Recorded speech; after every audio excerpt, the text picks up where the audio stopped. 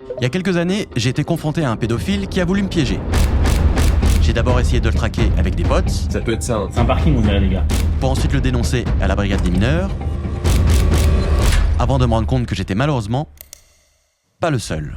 Il avait été plusieurs fois mis en cause pour des histoires d'exploitation sexuelle de mineurs. Et pour raconter cette histoire, plusieurs intervenants dans ce type d'enquête ont accepté de témoigner. On est dans un cadre où il faut avoir un aspect tactique. Là, on parle d'interpellation simultanée. Je vais vous montrer toutes les étapes de l'enquête.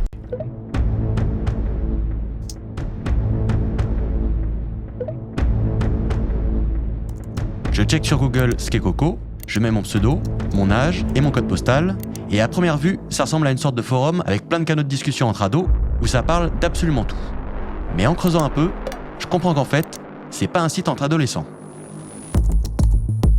En fait, c'est un très vieux vestige de l'Internet français, parce que les gens viennent dans des canaux et peuvent parler en direct, avec la particularité que les messages sont éphémères. Coco se vend comme le premier site de chat gratuit en France, pas besoin de créer un compte, tout est anonyme, donc forcément, ça devient vite un repère de toutes les déviances d'Internet. Il n'y a absolument aucune modération sur ce site, ce qui fait que c'est devenu au fil des années le rendez-vous d'un tas de gens qui ont des pratiques illicites de toutes sortes. C'est-à-dire qu'on peut y acheter de la drogue, on peut solliciter des prostituées, on peut proposer des vidéos pédophiles, on peut proposer des fichiers illégaux divers et variés. Donc c'est devenu un peu un rendez-vous de toutes les déviances de l'Internet francophone.